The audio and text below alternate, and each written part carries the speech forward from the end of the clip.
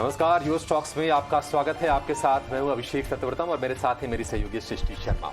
बाजार में आज देख रहे हैं कि शुरुआती दबाव है। आज है वीकली एक्सपायरी भी और निफ्टी ट्रेड कर रहा है 18,350 के थोड़ा सा ऊपर, हल्का सा दबाव है, 0.25% नीचे है निफ्टी। अगर हम निफ्टी बैंक की बात करें तो वहां भी सिमिलर ट्रेंड आज देखने को मिल रहा है। 100 नीचे है, 0.25% का कट वहां पर भी है और सेंसेक्स मामूली गिरावट के साथ 87 अंक नीचे है और 61,900 के स्तर के आसपास कर रहा है ट्रेड।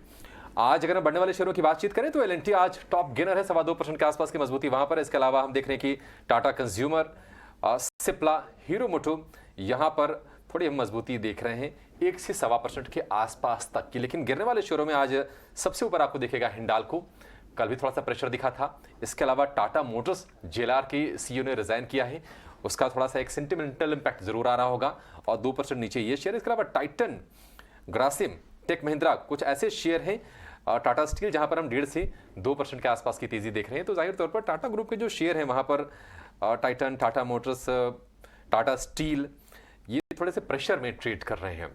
लेकिन ब्रॉडर मार्केट में बहुत ज्यादा निराशा नहीं है। कोशिश हो रही है, बुल्स और बेयर्स के बीच में एक रस्साकशी चल रही है और 883 शेयर इस वक्त हरे निशान में है और उसके मुकाबले करीब 1150 शेयर लाल निशान के साथ कर रहे हैं कारोबार। सवाल ये कि आज का दिन अमूमन वैसे तो वोलेटिलिटी वाला होता है, आपके लिए मौके कैसे बनेंगे? क्या इस वक्त थोड़े से नीचे वाले पुट 18,300 वाली, क्या उसमें काम करना ठीक रहेगा, वो बाय करना ठीक रहेगा, या फिर थोड़े से और गिरावट आ जाए क्योंकि मोमेंटम अभी भी इंटैक्ट है तेजी का, तो बाय करना ज्यादा बेहतर है? आप अपने सवाल पूछ सकते हैं और सोशल मीडिया पर भी 18 स्वदेश मौजूद, @18 स्वदेश करके तमाम प्लेटफॉर्म्स पर आप हमें देख सकते हैं और आप वहां पर अपनी क्वेरी हमसे शेयर कर सकते हैं। और आज आपके सवालों के जवाब देने के लिए हमारे साथ हमारे खास मेहमान प्रॉफिट मार्ट सिक्योरिटीज के अविनाश गोरक्षकर और 5 पैसा के रुचित जैन भी थोड़ी देर में हमारे साथ जुड़ गए हैं। फिलहाल अविनाश जी हमारे साथ हैं। अविनाश जी, बहुत शुक्रिया आपका समय देने के लिए। स्वागत है आपका 18 स्वदेश पर। अविनाश जी, कहते हैं कि एक बड़ी तेजी के पहले जो ठहराव होगा बाजार में शायद हम वो देख रहे हैं, क्योंकि आगे एक रिकॉर्ड लेवल जो है 18,604 का वो खड़ा है, उस पर नजर भी है सभी की। आप ये बताइए कि छोटे मोटे जो डिप्स आ रहे हैं वो आप अपॉर्चुनिटीज की तरह देख रहे हैं या फिर ये जो कंसोलिडेशन वाला फेज चल रहा है थोड़ा सा खींचेगा अभी 2-4-10 दिन? गुड मॉर्निंग अभिषेक। देखिए, आपने सही कहा कि मार्केट थोड़ा सा कंसोलिडेट होगा। इनफैक्ट पिछले फ्राइडे को अगर आपको याद है तो यूएस का जो सीपीआई डेटा आया था, उसके कटौती के बाद markets not only globally but Indian markets बहुत तेज़ी से उन्होंने छलांग लगाई थी। लेकिन उसके बाद मार्केट्स ने थोड़ा बहुत कंसोलिडेट करने की चेष्टा की है। तो मुझे लग रहा है कि ये कंसोलिडेशन थोड़े समय के लिए रहेगा। मेरे ख्याल से देखिए, Q2 के नंबर्स, अभी सीजन खत्म हो चुका है, अभी वापस एक्शन ग्लोबल हेडविंड्स के ऊपर जाएगा। यूरोप में क्या हो रहा है, यूएस में क्या हो रहा है, और मुझे लग रहा है कि कहीं ना कहीं मार्केट्स थोड़ा सा थोड़ा सा पेनफुल पीरियड के ऊपर जा सकता है। हो सकता है कि थोड़ी बहुत सॉफ्ट बिकवाली आपको देखने को मिले, बट डेफिनेटली स्टॉक स्पेसिफिक काफ़ी मौके हैं। आपने जैसे कहा कि काफ़ी ऐसी कंपनीज हैं जहाँ पे Q3 की कमेंट्री काफ़ी स्ट्रांग दी गई है, नंबर्स अच्छे आ गए हैं। तो इन्वेस्टर्स को थोड़ा सा पेशेंस रख के स्टॉक स्पेसिफिक नज़रिया एडॉप्ट करना चाहिए। मौके मिलेंगे, लेकिन डेफिनेटली थोड़ा सा मार्केट ठहराव दिखाएगा, तो इसमें कोई डरने की बात नहीं है। लेकिन जो हमने पिछले 1.5-2 महीने की तेजी देखी है, उसमें हो सकता है कि थोड़ी बहुत मॉडरेशन आए, but definitely medium to long term prospects continue to be positive.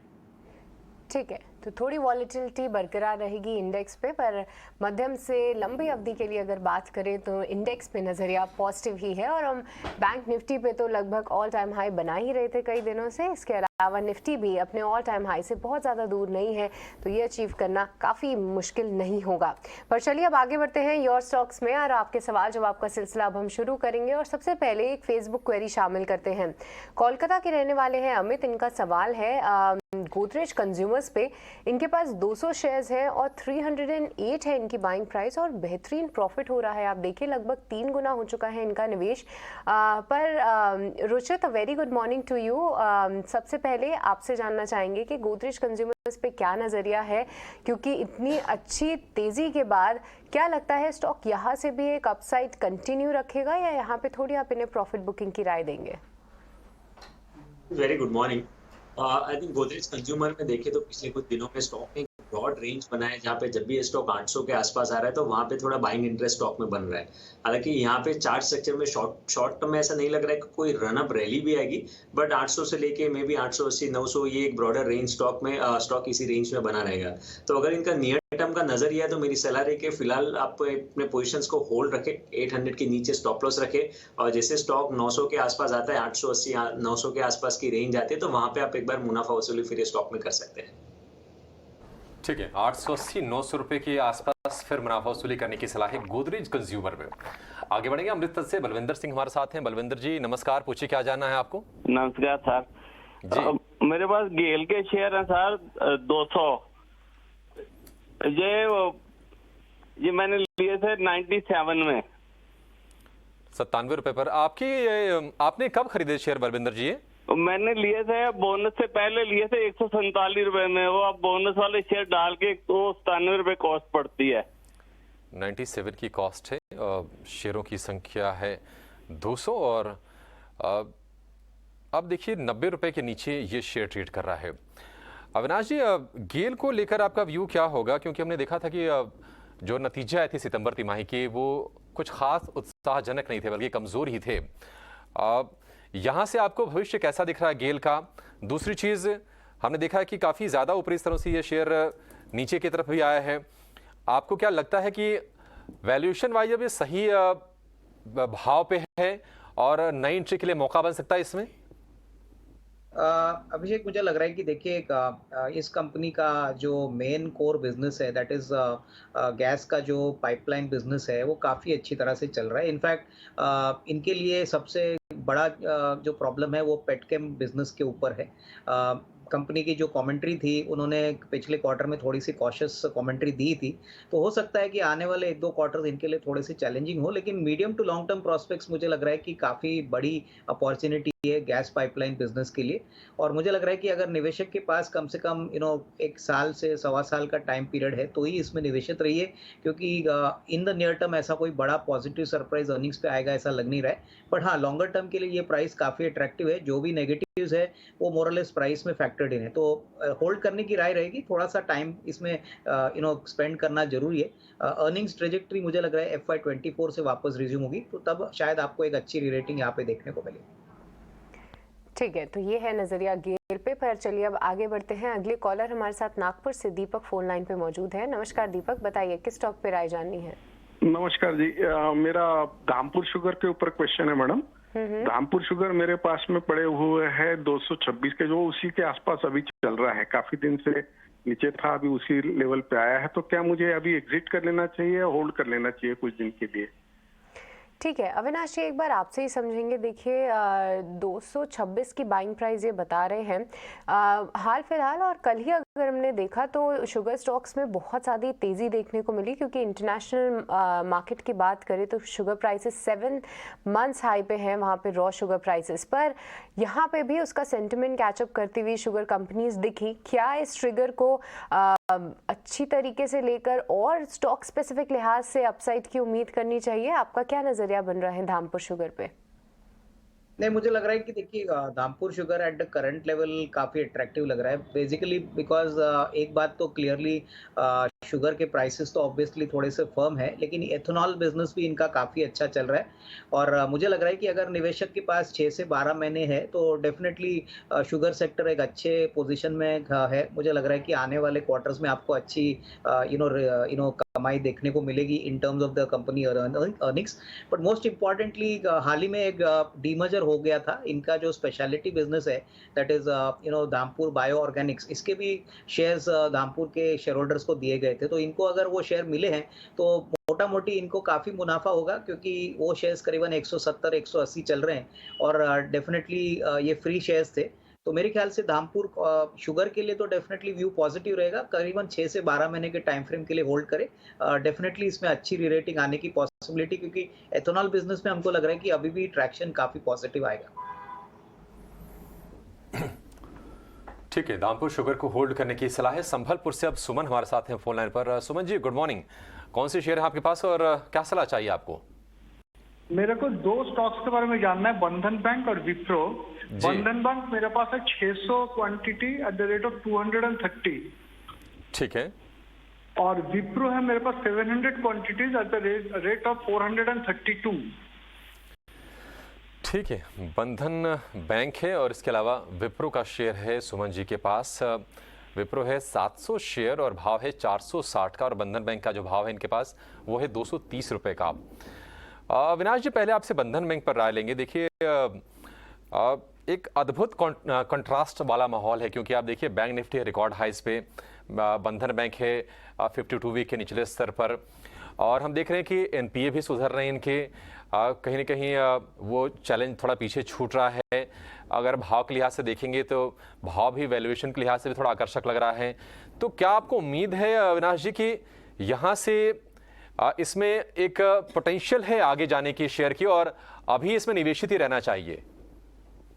बिल्कुल अभिषेक, देखिए बंधन बैंक के जो Q2 के नंबर्स आ गए हैं, इसमें मैनेजमेंट की कमेंट्री बहुत स्ट्रांग थी। इन्होंने जो लोन बुक ग्रोथ का है वो करीबन 20-25% है। एसेट क्वालिटी भी वो काफ़ी कॉन्फिडेंट है कि आने वाले क्वार्टर्स में थोड़ी और अच्छी होगी।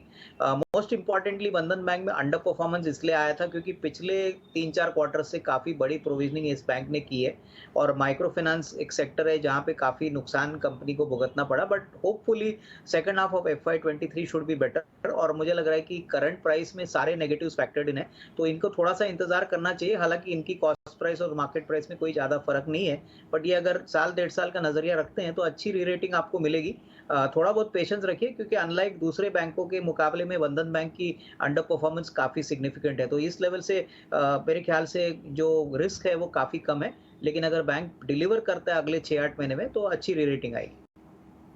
ठीक है, बंधन बैंक में अच्छी री रेटिंग की उम्मीद है, लेकिन क्या सेम व्यू आपका विप्रो के लिए भी अविनाश जी? क्योंकि हमने देखा है कि पिछले महीने आप जो ये गिरने वाले दौर में जा रहा था शेयर, ये वहां पर ब्रेक लगा, वहां से थोड़ी सी रिकवरी भी आ रही है अब। देखिए विप्रो में मुझे लग रहा है कि 2-3 क्वार्टर्स थोड़े से चैलेंजिंग रहेंगे, हालांकि इनका जो बड़ा वर्टिकल है वो 5G का है, तो 5G रोल आउट होता है तो इनके लिए भी थोड़ी बहुत बिजनेस पॉसिबिलिटीज रहेगी।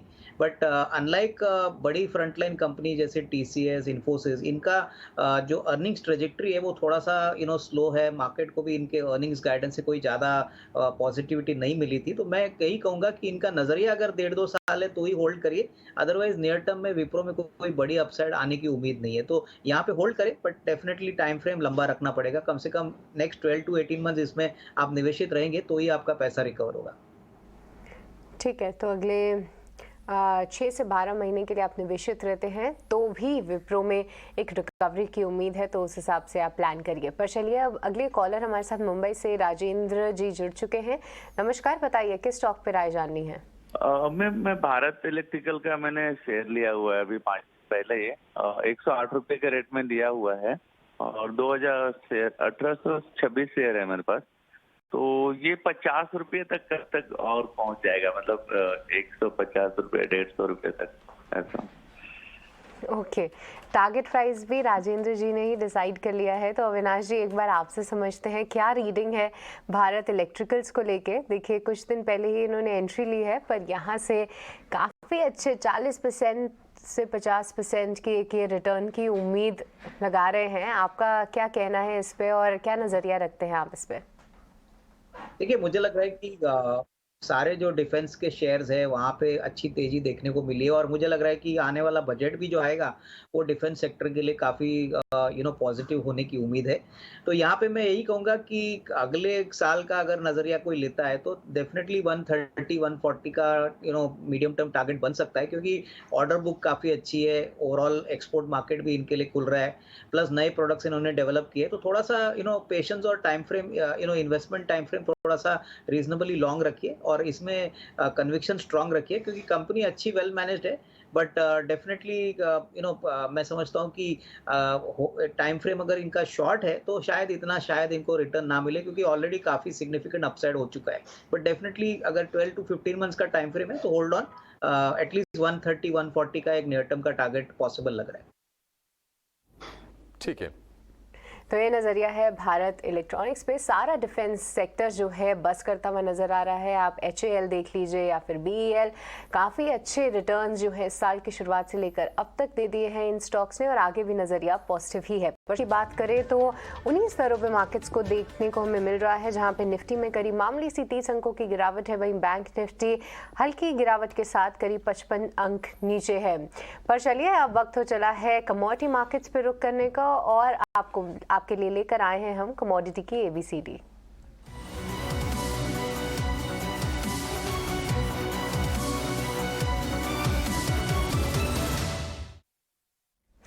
तो रोज की तरह कमोडिटी मार्केट से जुड़ी हुई बारीक बातों को विश्व मोहन हमारे लिए आसान भाषा में लेकर आते हैं और आइए आज समझते हैं उनसे कि क्या है कमोडिटी की ABCD में। विश्व मोहन जी बताइए। देखिए, कमोडिटी की ABCD में आज हम बात करने वाले हैं सिल्वर कलर के एक बेस मेटल्स की, एल्युमिनियम की। काफ़ी बड़ा इंडस्ट्रियल इस्तेमाल होता है और इस बार चर्चा में इसलिए है कि रूस के जो एल्युमिनियम जो रूस में जो उत्पादन होता है उस पर LME पर बैन लगाने की चर्चा हो रही है। हालांकि अभी तक वेयरहाउसिंग को लेकर कोई भी पाबंदी नहीं लगी है। रूस में जो भी एल्युमिनियम उत्पादन हो रहे हैं वो वहाँ पर LME पर वेयरहाउसिंग के लिए उसका इस्तेमाल, स्टोरेज के लिए इस्तेमाल हो सकता है, हेजिंग के लिए इस्तेमाल हो सकता है।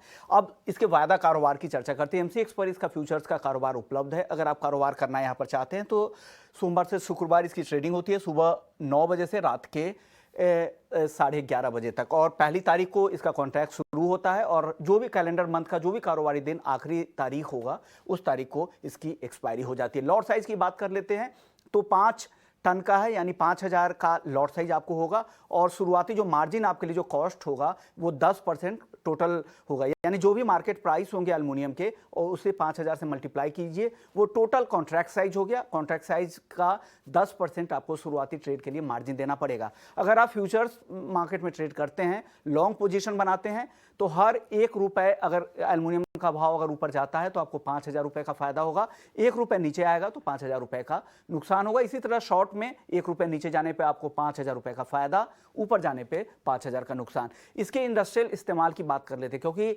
लार्जली काफ़ी इंडस्ट्रीज इसमें इस्तेमाल करती, चाहे वो कंस्ट्रक्शन सेक्टर हो, ऑटोमोबाइल हो, इलेक्ट्रॉनिक गुड्स हो, इसके अलावा कुछ केन्स वगैरह या जो डिब्बे बनते हैं वो भी एल्युमिनियम के बनते हैं। तो एक बड़ा इस्तेमाल है इंडस्ट्री का। तो इंडस्ट्री इसे हेजिंग के तौर पर इसका एक्सचेंज के प्लेटफॉर्म पे इस्तेमाल करते हैं। हालांकि इंटरनेशनल मार्केट पे LME पे बहुत बड़े तबके पे बड़ी बड़ी इंडस्ट्रीज इस्तेमाल करती हैं, यहाँ छोटे ट्रेडर इसका इस्तेमाल करते हैं। अगर आप भी इसे ट्रेडिंग के लिए या हेजिंग के लिए इस्तेमाल करना चाहते हैं तो एक शानदार विकल्प आपके लिए है। ठीक है, तो एल्युमिनियम के इस्तेमाल को लेकर एल्युमिनियम के ट्रेड, ये सवाल आया है व्हाट्सएप के जरिए। इनके पास है बैंक ऑफ बड़ौदा की 100 शेयर 92 रुपए के भाव पर, फेडरल बैंक के शेयर है 184 रुपए के भाव पर। अविनाश जी, दोनों ही बैंक्स पर राय चाहेंगे और ये अक्सर हमने देखा है रेकमेंड होते हुए दोनों शेयर, और हम देख रहे हैं कि इनको ठीक ठाक प्रॉफिट भी हो रहा है फेडरल बैंक में। बैंक ऑफ बड़ौदा की बात करें तो वहाँ भी बहुत ही आकर्षक इनको रिटर्न मिल रहे हैं, क्योंकि अब देख रहे हैं कि क्रेडिट ग्रोथ बहुत ही अच्छे लेवल्स पर है बैंकों की, अच्छी चर्चाएं हो रही है बैंकों को लेकर, रेकमेंड हो रहे हैं लगातार एक्सपर्ट्स की तरफ से, आप जैसे लोगों की तरफ से। क्या इन दोनों ही बैंकों में निवेश बना रखें या फिर कुछ और बैंक आपको सेगमेंट में बेहतर लग रहे हैं इनसे? अभिषेक, मुझे लग रहा है कि देखिए दोनों बैंक्स जो इन्वेस्टर के पास में है, bank of Baroda, federal bank, definitely medium term prospects काफ़ी अच्छे हैं। इनफैक्ट बैंक ऑफ बड़ौदा में हमको लग रहा है कि फ्रंटलाइन सरकारी बैंक है, हर पैरामीटर पे बैंक ने बहुत अच्छे नंबर्स दिखाए, तो यहाँ पे हो सकता है कि आपको 190-200 का एक नियर टर्म का टारगेट मिले। फेडरल बैंक में भी हमको लग रहा है कि बहुत ही अच्छे नंबर्स आ गए हैं, एसेट क्वालिटी ठीक ठाक है, कासा रेशो भी इनका बड़ा है और इनका साउथ बेस काफ़ी स्ट्रांग है, NRI बेस काफ़ी अच्छी कंट्रीब्यूशन करता है। तो यहाँ पे भी मुझे लग रहा है कि 150-160 का टारगेट प्राइस मिल सकता है, तो यहाँ पे होल्ड करें। बट अगर सस्ता कोई और बैंक मार्केट में ये खरीदना चाहते हो तो DCB बैंक एक अच्छा विकल्प है, यहाँ पे भी अच्छे नंबर्स आ गए हैं, प्लस वैल्यूएशंस बहुत अच्छे हैं, करीबन 1.4-1.3 के प्राइस टू बुक पे ये चल रहा है। तो यहाँ पे डेफिनेटली एक छोटी पोजीशन अगर इन्वेस्टर चाहे तो बना सकता है, क्योंकि अभी ब्रॉडली सारे बैंक्स मोरलेस भाग चुके हैं, तो ये एक अच्छा विकल्प है। अगर किसी को नेक्स्ट 12 to 15 मंथ्स का टाइम फ्रेम लेना है तो ये एक मीडियम साइज बैंक है जो अच्छी खासी रिटर्न्स देने की चेष्टा करता है। ठीक है, तो दोनों ही बैंकिंग स्टॉक्स पे नज़रिया पॉजिटिव है और कौन से आपको टारगेट्स ध्यान में रखने हैं वो भी आपको बता दिए गए हैं। पर चलिए अब आगे बढ़ते हैं। अगली व्हाट्सएप क्वेरी संजय जी की आई है। ये कैंपस एक्टिववेयर पे राय जानना चाहते हैं। इनके पास 100 शेयर्स हैं और 512 ये बाइंग प्राइस है इनकी। हम देख रहे हैं कि फ़िलहाल तो इनको थोड़ा सा लॉस ही हो रहा है, शायद काफ़ी ऊपरी स्तरों पर इन्होंने एंट्री ले ली है। पर अविनाश जी देखिए, हाल फिलहाल की लिस्टिंग है तो ज़्यादा डेटा पॉइंट्स नहीं होंगे टेक्निकल चेक के लिए, तो एक बार फंडामेंटली आप नज़रिया दीजिए कि क्या वैल्यूएशन के लिहाज से आपको ये काउंटर सही लगता है, क्योंकि जहाँ तक मुझे ध्यान है जब आईपीओ आया था तब थोड़े वैल्यूएशंस को लेकर चर्चा ज़रूर थे। हालांकि इंडस्ट्री का ग्रोथ आउटलुक काफ़ी पॉजिटिव है, मैनेजमेंट भी उसको लेकर काफ़ी कॉन्फिडेंट साउंड करते हैं, पर क्या वैल्यूएशन के लिहाज से इस स्टॉक में एक री रेटिंग या फिर यहाँ से तेज़ी की उम्मीद लगाई जाए और कुछ लॉस भरपाई की उम्मीद रखें? देखिए, कैंपस एक्टिववेयर बेसिकली स्पोर्ट्स शूज में काफी बड़ा प्लेयर है, तो इनका जो बिजनेस प्रोपोजिशन है वो बहुत यूनिक है। ये सेगमेंट भी बहुत तेजी से बढ़ रहा है।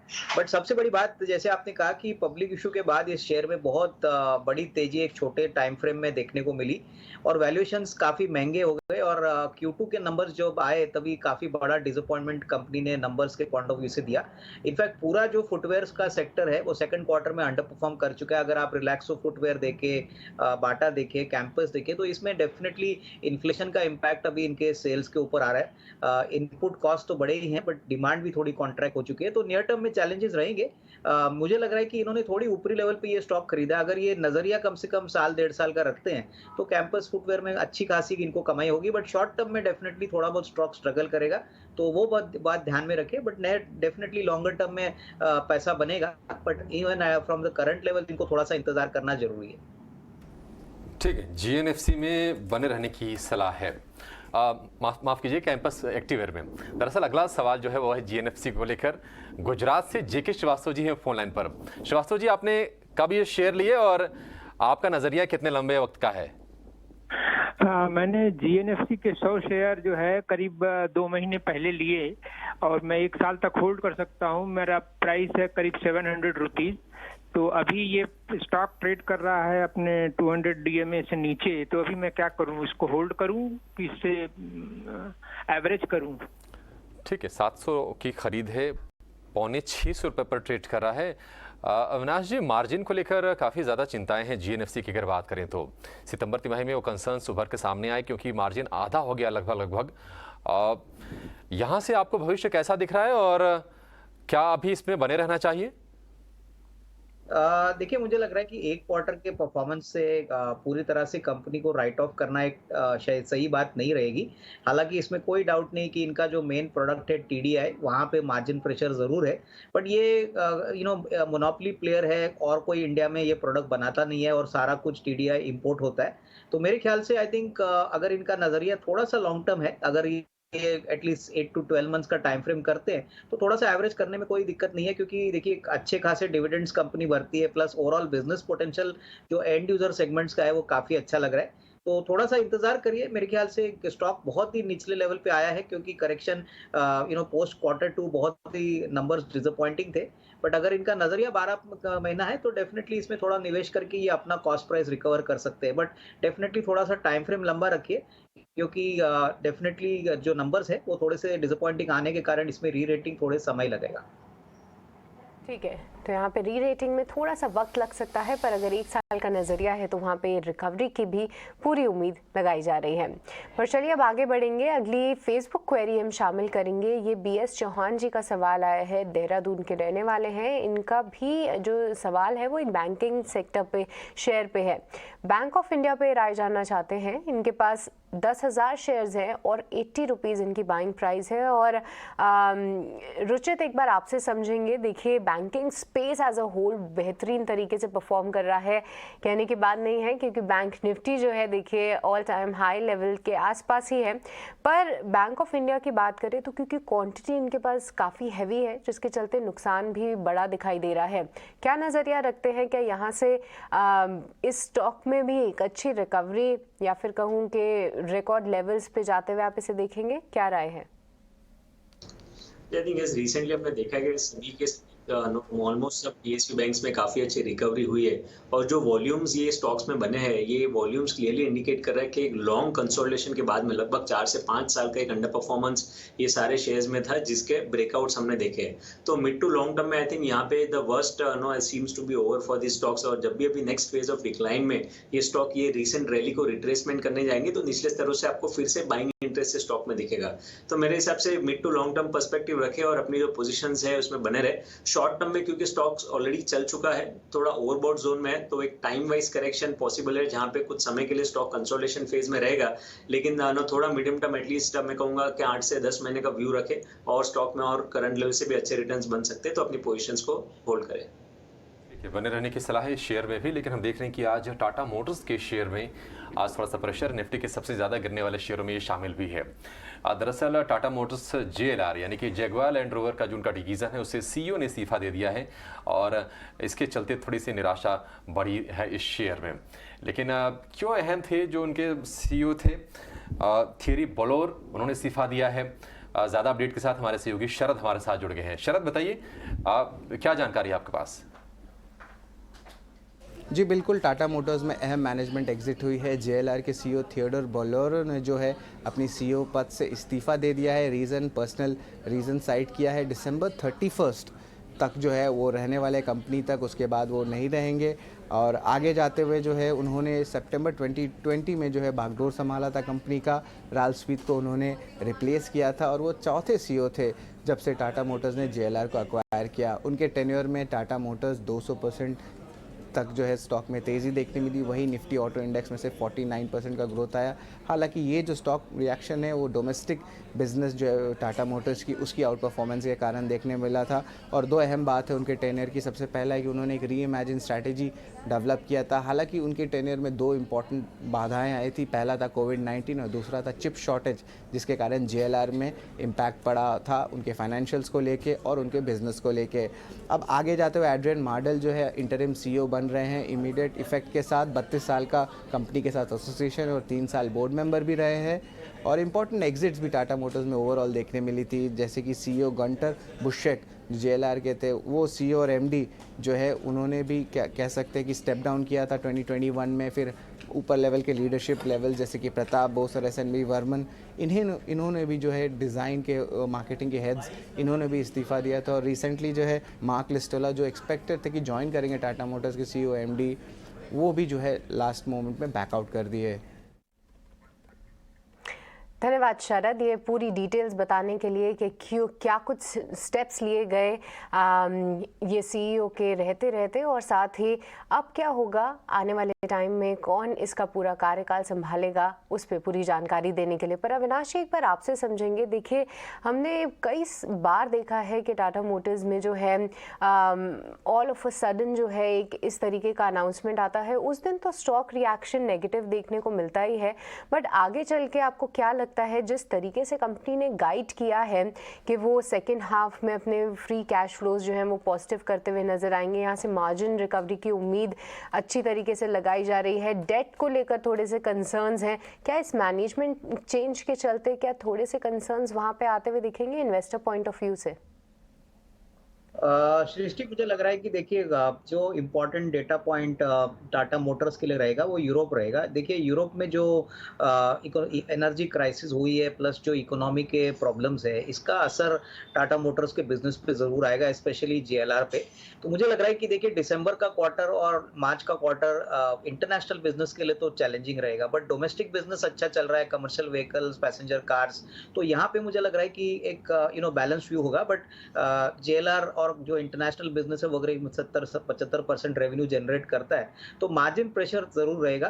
तो this is definitely not good part for Tata Motors. हो सकता है स्टॉक थोड़ा शॉर्ट टर्म में अंडर परफॉर्म करे, लेकिन मुझे लग रहा है कि अगर थोड़ा सा स्टॉक करेक्ट होता है तो एक कॉन्ट्रा व्यू बन सकता है। जिनको थोड़ा लंबा व्यू रखना है तो डेफिनेटली इसमें निवेशित रहिए, क्योंकि यूरोप के प्रॉब्लम जैसे सॉल्व होंगे तब आपको एक अच्छी तेजी देखने को मिलेगी, बट नियर टर्म में चैलेंजेस रहेंगे। तो डेफिनेटली फ्रेश बाइंग करने की राय तो मेरी नहीं रहेगी, बट यस, लॉन्गर टर्म में डेफिनेटली टाटा मोटर्स में काफ़ी ट्रिगर्स है, उनके काफ़ी नॉन कोर इन्वेस्टमेंट्स भी है, जैसे कि टाटा टेक्नोलॉजीज का IPO आने वाला है, तो इससे भी इनको काफ़ी वैल्यू अनलॉकिंग मिलेगी।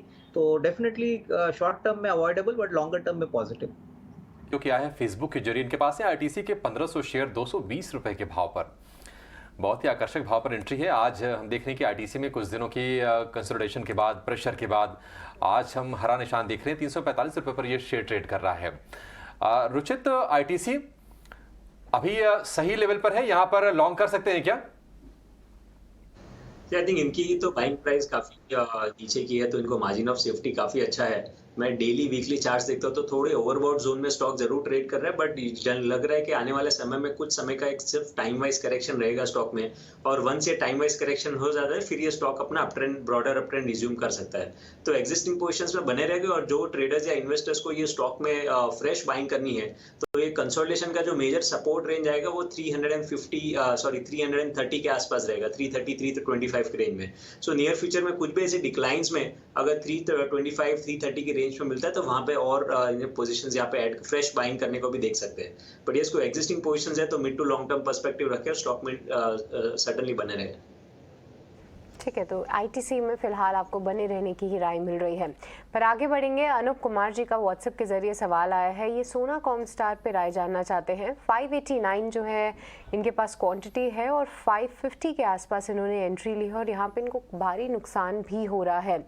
अविनाश जी देखिए, आप यूरोप में जितने भी ऑटो सेक्टर से जुड़े कंसर्न्स थे, टाटा मोटर्स जब हम डिस्कस कर रहे थे तो आपने उसे टच ज़रूर किया, बट सोना कॉमस्टार क्योंकि इनका भी इंटरनेशनल एक्सपोजर काफ़ी ज़्यादा है और वहाँ से अभी तो रिकवरी की उम्मीद नहीं लगाई जा रही है। पर अगर देखें तो कंपनी ईवी सेगमेंट में बेहतरीन तरीके से परफॉर्म कर रही है, इनकी ऑर्डर बुक भी काफ़ी मजबूत है, तो क्या लंबी अवधि के लिए सोना कॉमस्टार सही रहेगा? क्योंकि आईपीओ के बाद देखिए इसने काफ़ी अच्छे रिटर्न ज़रूर दिए थे, बट उसके बाद लगातार सेलिंग प्रेशर है। आपको क्या लगता है कि सेलिंग प्रेशर कब तक चलेगा? और नहीं, मुझे लग रहा है कि देखिए सोना Comstar definitely technically very sound company है। इलेक्ट्रिक व्हीकल्स में उनका काफ़ी बड़ा एक्सपोजर है। करीबन 20-25 जो ग्लोबल इलेक्ट्रिक व्हीकल मैन्युफैक्चरर्स है उनके साथ ये काम करते हैं, तो इनकी प्रोडक्ट जो टेक्नोलॉजी है, प्रोडक्ट स्किल है वो बहुत स्ट्रांग है। बट नंबर्स में ये सब रिफ्लेक्ट होने के लिए आपको मिनिमम 6 to 12 मंथ्स और इंतजार करना पड़ेगा। आपने सही कहा कि यूरोप के मार्केट में बहुत चैलेंजेस है, इनफैक्ट वहाँ की इकोनॉमी बहुत ही वल्नरेबल है, तो डेफिनेटली वहाँ से इंक्रीमेंटल अपसाइड आना जरा मुश्किल लग रहा है। तो डेफिनेटली मुझे लग रहा है कि जिन इन्वेस्टर जिन्होंने अभी ये शेयर खरीदा है, अगर इनका नजरिया साल 1.5 साल का है तो इसमें निवेशित रहिए। इनफैक्ट हो सके तो थोड़ा सा और एवरेज करिए, क्योंकि कंपनी साउंड है। एक बार रिकवरी आएगी तो बाउंस बैक भी काफी तेजी से आएगा। But definitely at this point of time यहाँ पे थोड़ा सा पेशेंस और थोड़ा सा टाइम फ्रेम होल्ड करना काफी लंबा रखना है, क्योंकि उसी के बाद रिटर्न आएगी। शॉर्ट टर्म में तो कोई बड़ी अपसाइड आएगी ऐसा लग नहीं रहा है। ठीक है, सोना कॉमस्टार को लेकर ये व्यू। आगे बढ़ेंगे, उदयपुर से रक्षित का सवाल लेंगे जो आया है ट्विटर के जरिए। इनके पास है हडको के 500 शेयर 36 रुपए के भाव पर, और ये शेयर ट्रेड कर रहा है 48 रुपए के आसपास। नतीजे जब आए थे कुछ दिनों पहले तो शेयर में हमने एक अपटिक देखा था, और अगर हम पिछले 6 महीने की चाल देखेंगे तो लगातार हमने शेयर में धीरे धीरे करके ऊपर की तरफ मूवमेंट देखा है। रुचित, हडको इनके भाव से तो ठीक ठाक मुनाफा हो रहा है, लेकिन क्या ये जो शेयर ऊपर बढ़ रहा है अभी ऊपर बढ़ता रहेगा? ये ट्रेंड स्टॉक का पॉजिटिव है। इनफैक्ट पिछले कुछ दिनों में हमने एक अच्छे वॉल्यूम्स भी ये स्टॉक में देखे हैं, और काफी सारे जो पीएसयू की थीम्स अभी चल रही है, काफी सारे पीएसयू नेम्स जिन्होंने एक लंबे समय का कंसोलिडेशन देखा था, वहां से ब्रेकआउट्स हमने रिसेंटली देखा है। तो फिलहाल तो मैं कहूंगा कि अपने एग्जिस्टिंग पोजीशंस में बने रहे, थोड़ा मीडियम टर्म पर्सपेक्टिव रखे तो स्टॉक 53-54 के लेवल्स आपको आने वाले समय में दिखा सकता है, जहां पे फिर आप प्रॉफिट बुकिंग में ध्यान रख सकते हैं। ठीक है, तो हडको यहाँ पे देखें तो आपके लिए राय दे दी गई है। पर अगर स्टॉक की बात करें तो अच्छे नतीजों के बाद लगातार हम इस काउंटर में तेज़ी देख रहे हैं, और कल एक ब्लॉक डील भी होती हुई नज़र आई थी जहाँ पे करीब 10 लाख शेयर्स जो हैं वो एक्सचेंज हुए थे एक बंच डील में, और उसके बाद जो है स्टॉक में 13% का उछाल देखने को मिला था, और आज भी अगर हम देखें तो करीब 2.5% की मजबूती है। पर चलिए अब आगे बढ़ते हैं और बात करते हैं हिंदुस्तान जिंक की, क्योंकि इस कंपनी ने अपने डिविडेंड का ऐलान किया है। आइए समझते हैं क्या कुछ डिटेल्स और इससे रिलेटेड आ रही हैं, और आशीषा के पास चलते हैं ये सब जानने के लिए। आशीषा बताइए। जी हाँ, हिंदुस्तान जिंक ने सेकेंड इंटेरियम डिविडेंड डिक्लेयर कर दिया है। FY23 के लिए पर शेयर 15.5 रुपीज़ का इंटेरियम डिविडेंड डिक्लेयर कर दिया गया है। याद रखें, करंट मार्केट प्राइस से कंपेयर करें तो डिविडेंड यील्ड 5% के आसपास आती है। ये सेकेंड इंटेरियम डिविडेंड था, और FY23 के लिए अभी हिंदुस्तान जिंक ने टोटल 36.5 रुपीज़ पर शेयर का डिविडेंड डिक्लेयर किया है। याद रखें, वेदांता उसकी पेरेंट कंपनी है। वेदांता का 65% स्टेक है हिंदुस्तान जिंक पर, और इसीलिए हिंदुस्तान जिंक का डिविडेंड वेदांता पर भी इम्पैक्ट देखने को मिल सकता है। हिंदुस्तान जिंक ने जैसे कि मैंने बताया 36.5 रुपीज़ पर शेयर का टोटल डिविडेंड डिक्लेयर किया है और ये 36.5 रुपीज़ वेदांता के लिए 27 रुपीज़ पर शेयर में ट्रांसलेट होता है। वेदांता ने भी इस साल ऑलरेडी 51 रुपीज़ पर शेयर का डिविडेंड FY23 के लिए अनाउंस किया है और इसी के चलते फिलिप कैपिटल की नोट आई है जहां उन्होंने कहा कि वेदांता का डिविडेंड प्ले आउट अभी खत्म हो चुका है। उनका मानना है कि अगले 5 से 6 महीनों में हिंदुस्तान जिंक के इम्पैक्ट के चलते वेदांता कोई डिविडेंड डिक्लेयर नहीं करेगा। उन्होंने वेदांता पर अपनी प्रॉफिट बुकिंग स्टांस मेंटेन करी है और उन्होंने अपनी न्यूट्रल रेटिंग मेंटेन रखी है और टारगेट प्राइस दिया है 305 रुपीज़ पर शेयर का। उनका मानना है कि हिंदुस्तान जिंक ने ये जो डिविडेंड दिया है उसके चलते वेदांता अगले 5 से 6 महीने में कोई मेजर डिविडेंड डिक्लेयर नहीं करेगा। ठीक है, तो हिंदुस्तान जिंक डिविडेंड के ऐलान के बाद शेयर में आप देख रहे हैं कि आज तेज़ी का रुख है और इस पर फिलिप कैपिटल की जो रेटिंग आई है न्यूट्रल की है और लक्ष्य 305 का शेयर तो ऑलरेडी ट्रेड कर रहा है 325 रुपये के आसपास। खैर आगे बढ़ने से पहले एक राय अविनाश जी आपसे पेटीएम पर लेना चाहेंगे। देखिए सॉफ्ट बैंक की ब्लॉक डील की खबर थी, उसके बाद शेयर में उन्हें 10% के आसपास का कट देखा है और जो भी न्यू एज जो टेक्नोलॉजी जो कंपनीज हैं, कंज्यूमर टेक्नोलॉजी वाली जो कंपनियां हैं वहाँ पर भी हम देख रहे हैं थोड़ी निराशा बढ़ी है, जैसे नायका भी नीचे है। अब पेटीएम थोड़ा सा भरोसा तो नीचे से आया था लेकिन आज के बाद फिर से वही कंसर्न्स उभर के आ गए। आप ही बताइए कि पेटीएम आपको इस भाव पर मौका दिख रहा है अविनाश जी या फिर अभी दूर रहने की सलाह देंगे? नहीं, मुझे लग रहा है कि अभिषेक देखिए जैसे मैंने पहले भी आपके चैनल पे कहा है कि कंपनी जब तक कैश फ्लो जनरेट नहीं करती मुझे लग रहा है कि इसमें कोई भी इन्वेस्टमेंट स्टांस लेना एक डिफिकल्ट बात रहेगी क्योंकि यहाँ पे तो कामकाजी मुनाफा ही नहीं है, नेट प्रॉफिट नहीं है और मार्केट इंतजार करेगी बेसिकली प्रमोटर की जो गाइडेंस है कि सितंबर 23 में वो इबिटा पॉजिटिव होंगे। ये तो मेरे ख्याल से जो प्री आईपीओ का जो सेल था वो काफी समय से एक्सपेक्टेड था, तो ये जो 8-9% का जो फॉल है वो शायद 1-2 दिनों में रुकेगा बट डेफिनेटली ऑपरेटिंग मैट्रिक्स को बदलने के लिए थोड़ा समय लगेगा। तो मेरे ख्याल से अभी इंतजार करिए, कोई जल्दबाजी ना करिए क्योंकि सारे फिनटेक कंपनीज में हमने देखा है कि काफी बड़ी निराशा है और जिस प्रकार के कटौती हमने अभी ग्लोबली देखी है जैसे मेटा हो गया, अमेजोन हो गया, फेसबुक, यहाँ पे काफी प्रॉब्लम्स दिख रही है। तो मेरे ख्याल से अभी इस सेक्टर से थोड़ा सा दूर रहिए, निचले वाले मौके आपको मिलेंगे और ऑब्वियसली अर्निंग्स अगर बढ़ती है तो ही इसमें मार्केट का कॉन्फिडेंस आएगा।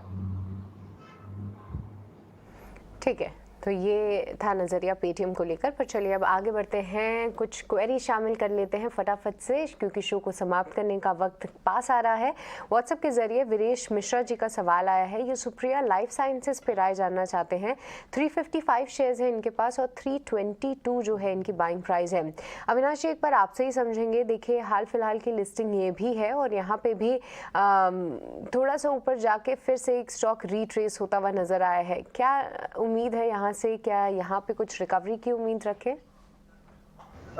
देखिए ये कंपनी एपीआई मैन्युफैक्चरिंग में काफ़ी लीडिंग प्लेयर है लेकिन Q2 के नंबर्स थोड़े से निराशक थे और मुझे लग रहा है कि अगर नज़रिया 6 to 12 मंथ्स का है तो ओवरऑल एपीआई मार्केट अच्छी तरह से ग्रो करेगा और इसमें डेफिनेटली जो डोमेस्टिक कंपनीज है उसको फ़ायदा होना चाहिए but definitely margin pressure at least near term में दिख रहा है। तो अगर इनका नज़रिया 6 to 12 मंथ्स है तो होल्ड करिए, मेरे ख्याल से कंपनी की ऑर्डर बुक अच्छी है, ट्रेजेक्ट्री अच्छी आएगी, तो 12 to 15 मंथ्स का टाइम फ्रेम अगर रखते हैं तो डेफिनेटली मुझे लग रहा है कि ये होपफुली अपना प्रॉफिट थोड़ा सा इसमें कमा सकते हैं, तो डेफिनेटली इसमें होल्ड करने की राय, इस प्राइस पे लॉस में ना निकले यही मुझे लग रहा है। ठीक है, सुप्रिया लाइफ को लेकर ये व्यू, लेकिन ट्विटर से सवाल लेंगे अगला और अरविंद यादव ने हमें सवाल भेजा है मध्य प्रदेश से। इनके पास है रेणुका शुगर के 1000 शेयर 67 रुपये के भाव पर 100 करोड़ रुपए से ज़्यादा का घाटा पोस्ट किया था रेणुका शुगर ने। थोड़ा सा शेयर में हम प्रेशर देख रहे हैं, अब इनके भाव से 10 रुपये नीचे ये ट्रेड कर रहा है। रुचित, श्री रेणुका आपको कैसे लग रहे हैं चार्ट्स इसके और क्या सजेस्ट करेंगे आप, बने रहें या फिर निकल जाएं? चार्ट्स पे लग रहा है कि कुछ मेजर मूव ये स्टॉक में नहीं देखने मिलेंगे, बट रादर एक ब्रॉड कंसोलिडेशन 50 से लेके 65, ये एक ब्रॉड रेंज ये स्टॉक ने बनाया है। तो यहाँ पे 54 से लेके 65, तो 54 टू 65 इसी रेंज में शायद आने वाले कुछ महीनों तक ये स्टॉक कंसोलिडेट कर सकता है।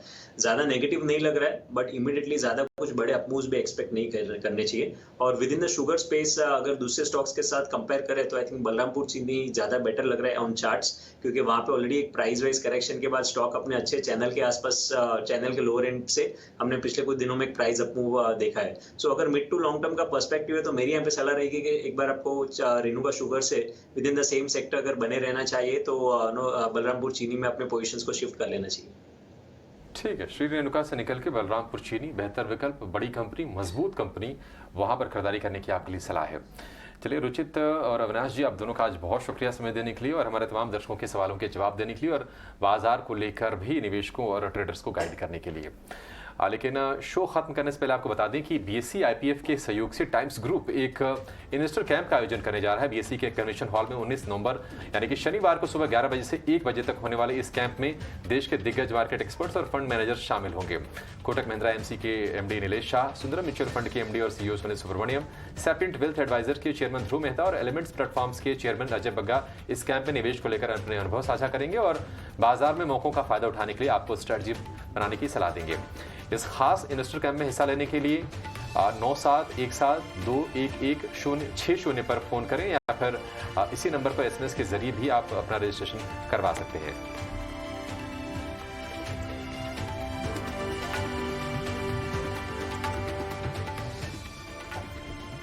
तो ठीक है, यूएस स्टॉक्स को यहीं पर अब खत्म करते हैं। कल आपसे फिर से मुलाकात होगी।